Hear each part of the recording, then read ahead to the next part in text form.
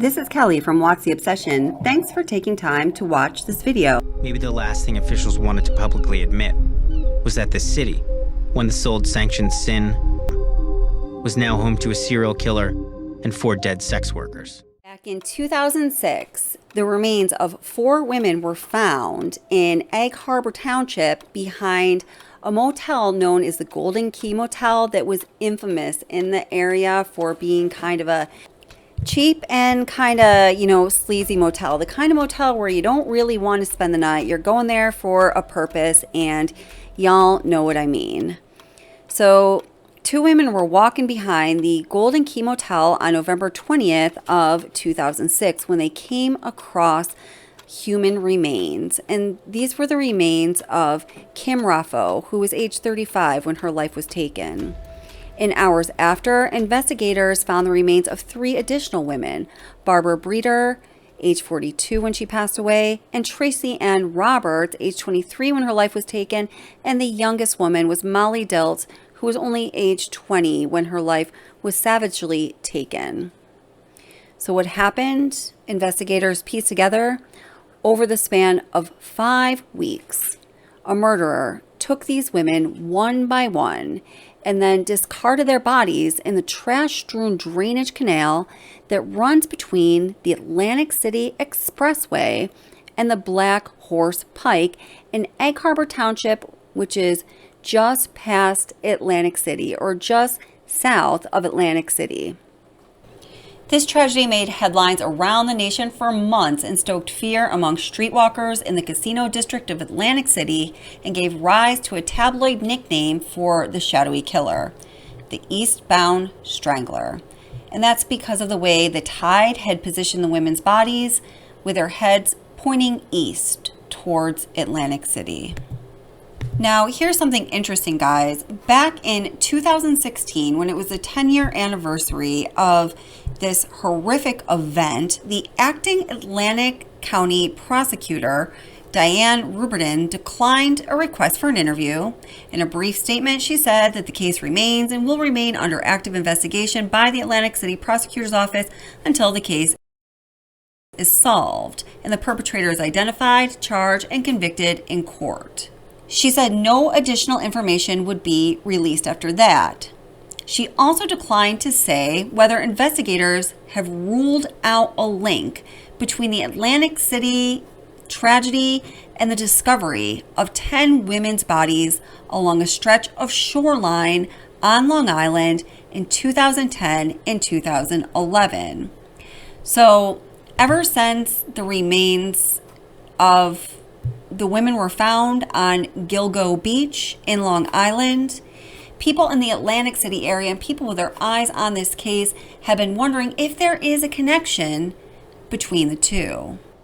As you learn more about what investigators and medical examiners were able to determine about the deaths of the victims of the Eastbound Strangler, you may start to form an opinion yourself as to whether or not they are related to the Gilgo Beach tragedies. Autopsies on Diltz and Breeder, the first 2 tragedies, yielded no cause of death. A medical examiner determined Roberts died of asphyxiation, possibly by strangulation. Raffo, who had been in the water for less than 36 hours, was strangled, the medical examiner ruled. All 4 were clothed. Their shoes, pocketbooks, identification, and cell phones were never found. It is speculated that they were perhaps taken as trophies. In the months and years after this tragedy, investigators interviewed hundreds of people, from a man who had a collection of women's shoes in his Pacific Avenue hotel room to a local petty criminal who confessed to this crime while jailed. He was later found to have an alibi, and he was then referred to a psychiatric facility. So this is an instance of a false confession. Investigators gave their closest attention to a Salem County handyman who had been living at the Golden Key Motel when the tragedy occurred. The man, who at one point was placed under 24-hour surveillance, later pleaded guilty to an invasion of privacy charge for secretly videotaping his girlfriend's daughter in the bathroom of the couple's home. but authorities could find no connection to the Atlantic City case, and he was never publicly declared a suspect. Though his name was widely reported at the time, he has not been charged in connection with this tragedy. As a matter of fact, almost 20 years have passed and no one has been charged in connection with this tragedy, although obviously someone committed these atrocities. So who was it? And do these crimes have enough similarities between what we are learning about the Gilgo Beach victims for you to believe there is a connection between the Gilgo Beach tragedies and the Eastbound Strangler? We're going to begin here at 4:30 with a possible connection between a string of murders near Atlantic City and the alleged Gilgo Beach serial killer. Investigators in New York do confirm to Action News they are looking into possible ties to the murders of 4 women in Egg Harbor Township back in 2006. This development comes almost a week after 59-year-old Rex Heuermann was charged with murdering 3 women in Long Island. Action News reporter Trish Hartman joins us now live from Egg Harbor Township with new details on this investigation. Trish. Well, Sarah, Brian, the investigation into this man is expanding. Police looking at other cold cases throughout the country. And police in New York say one cold case that happened not far from where we are in Egg Harbor Township is one of the cases they're looking into. Authorities investigating Rex Heuermann, the man charged with the murders of at least 3 women in Long Island, New York, are also looking at his possible connections to the Atlantic City area. Heuermann, a Manhattan architect, was arrested last week in connection with 3 Gilgo Beach homicides, all sex workers whose bodies were found in 2010. He is the prime suspect in a 4th woman's homicide. Police in Suffolk County, New York, are also looking at similar cold cases throughout the nation to see if Heuermann could be involved, including a 2006 case near Atlantic City. We didn't really know anything till the next day when we heard there were 4 girls murdered behind one of the motels right down the street from us. Gigi Henning has worked at Garden State Fuel along the Black Horse Pike in Egg Harbor Township for 39 years. She remembers when the bodies of 4 women, all sex workers, were found in a watery ditch in the vicinity of the Golden Key Motel. The motel was torn down in 2015 and no one has been charged with the crime.